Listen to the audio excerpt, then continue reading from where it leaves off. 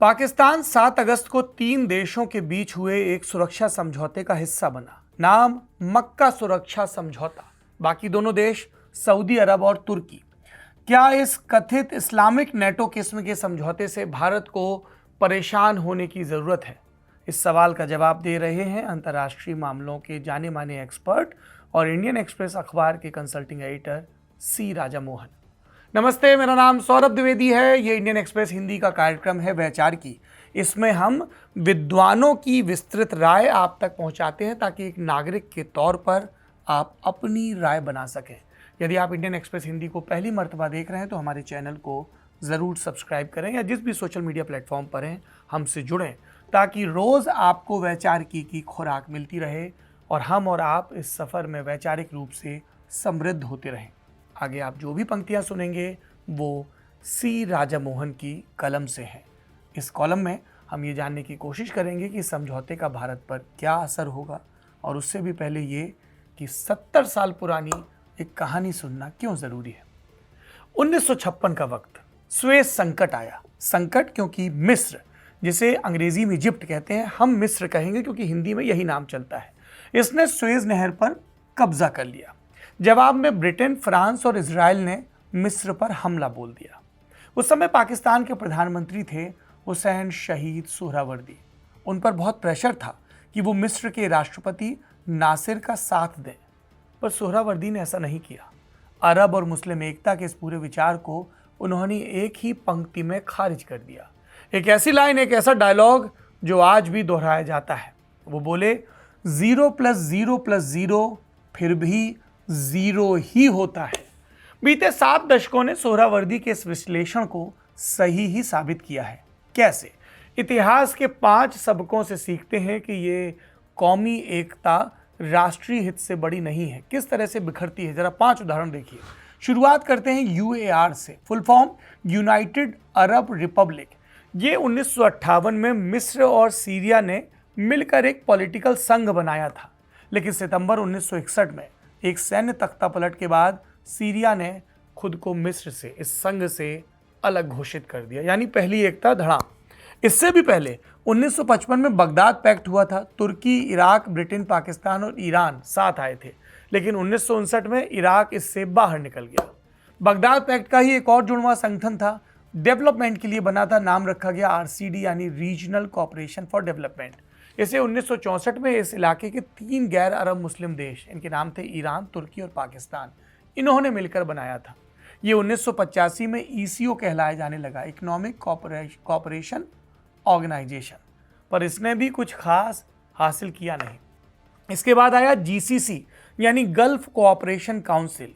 इसमें थे खाड़ी के 6 देश, Bahrain, Kuwait, Oman, Qatar, Saudi Arab और UAE। साझा संगठन 1981 में बना, लेकिन 2017 में सऊदी अरब, UAE और बहरीन ने कतर से राजनयिक संबंध तोड़ दिए, इस इल्ज़ाम के साथ कि कतर ईरान से नज़दीकियां बढ़ा रहा है और बाकी सदस्य इस नाकेबंदी को रोक नहीं पाए। और आज ईरान के मसले पर यह GCC फिर से गहरे बंटवारे का शिकार है। रही अरब लीग और OIC की बात। अरब लीग 22 अरब देशों का एक संगठन है जो उनके साझा राजनीतिक और आर्थिक हितों के लिए बना है, और OIC यानी ऑर्गेनाइजेशन ऑफ इस्लामिक कोऑपरेशन दुनिया भर के 57 मुस्लिम बहुल देशों का संगठन है। लेकिन ये सिर्फ बड़े बड़े ऐलान करने का मंच है, कर दिखाया कुछ भी नहीं। बात साफ है, चाहे नस्ल की एकता हो या मजहब की, हर बार नेशनल इंटरेस्ट बाजी मारते हैं। सी राजा मोहन कहते हैं कि जो गठबंधन सचमुच में मिडिल ईस्ट में काम आए वो अमेरिका के बनाए थे। 1991 में इराक ने जब कुवैत पर कब्जा किया तो उसे अरब एकता ने नहीं बल्कि अमेरिकी सैन्य ताकत ने पीछे धकेला। और आज भी ईरान से चल रही ताज़ा तनातनी के बीच सऊदी अरब ने जब लाल सागर में अपने जहाज़ों की हिफाजत के लिए गठबंधन बनाया तो वो भी US सेंट्रल कमांड, यानी उस इलाके में तैनात अमेरिकी सेना के भरोसे ही टिका है। तो सवाल ये, तो फिर ये मक्का समझौता क्यों? इस्लामी सुरक्षा को आत्मनिर्भरता का ये सबूत क्यों माना जा रहा है, जबकि ऐसा है नहीं, बल्कि ये अमेरिका के अब भरोसेमंद न रह जाने के डर से बचाव में उठाया गया एक कदम है। सऊदी ने देखा है कि डोनाल्ड ट्रंप की डामाडोल नीतियों ने अमेरिका का सियासी रसूख किस तरह से कमज़ोर किया है, इसलिए वो दिखाना चाहता है कि उनके पास और भी ऑप्शन है, और भले ही वो विकल्प कितने ही कमज़ोर क्यों ना हो, नज़र तो आए। अब इसमें हमारा पड़ोसी पाकिस्तान कहां से एंटर होता है, कहां से हमारी चिंताएं जुड़ती हैं। सऊदी अरब के साथ पाकिस्तान का सुरक्षा सहयोग कहने को तो पुराना है, दशकों से रावलपिंडी ने उसे ट्रेनिंग, सलाह और वहां की राजशाही को मान्यता दी है। लेकिन असलियत क्या है इस दोस्ती की? 2015 में जब सऊदी अरब यमन में जंग लड़ने उतरा, उसने पाकिस्तानी सैनिक मांगे तो पाकिस्तान की संसद ने एकमत होकर कहा हम इस जंग से दूर रहेंगे। और ताज़ा उदाहरण देखिए, सितंबर 2025 का एक रक्षा समझौता हो गया। उसके बाद यमन के हूती लड़ाकों की मिसाइलें और ड्रोन लगातार सऊदी अरब पर हमला करने लगे, पर पाकिस्तान की फौज ने इस जंग में तब भी कोई दखल नहीं दिया और ना ही सऊदी अरब ने तालिबान की अगुवाई वाले अफगानिस्तान से चल रही पाकिस्तान की लड़ाई में उसके साथ खड़े होने में दिलचस्पी दिखाई। तो मक्का समझौते का मतलब सऊदी अरब और पाकिस्तान की दोस्ती तो नहीं है, तो मतलब है क्या? सऊदी अरब का तुर्की की तरफ झुकना, और यही सबसे दिलचस्प भी है। साल 2018 में तुर्की में सऊदी एम्बेसी के अंदर पत्रकार जमाल खशोगी की हत्या ने पूरी दुनिया में, आपको ध्यान होगा, तहलका मचाया था। खशोगी एक जाने माने सऊदी पत्रकार थे जो वहां की राजशाही के सरकार के आलोचक थे। इस घटना के बाद तुर्की के राष्ट्रपति एर्दोआन ने सऊदी क्राउन प्रिंस मोहम्मद बिन सलमान यानी एमबीएस को दुनिया भर में अलग थलग करने की एक मुहिम भी चलाई थी। और एर्दोआन की ये मुहिम यूं ही नहीं थी। तुर्की मुस्लिम ब्रदरहुड को समर्थन देता है। मुस्लिम ब्रदरहुड एक इस्लामिक राजनीतिक संगठन है जिसकी शुरुआत 1928 में मिस्र से हुई थी। सऊदी अरब, यूएई और मिस्र जैसे कई सुन्नी बाहुल्य देश इसे अपने वजूद के लिए एक बड़ा खतरा भी मानते हैं।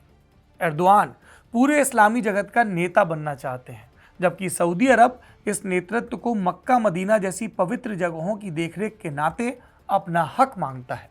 और सऊदी राजघराना, जिसने कभी लड़कर खुद को ऑटोमन साम्राज्य के शासन से आज़ाद कराया था, वो अब एर्दोआन की महत्वाकांक्षाओं के आगे यूं ही झुकने को तैयार नहीं है।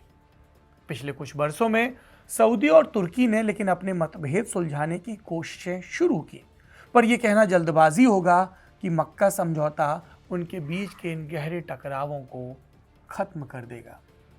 भले ही ईरान और अमेरिका को एक संदेश देने के लिए इसका इस्तेमाल किया जाए, लेकिन ये उस इलाके की सुरक्षा व्यवस्था में कोई बड़ा मोड़ या बदलाव नहीं है।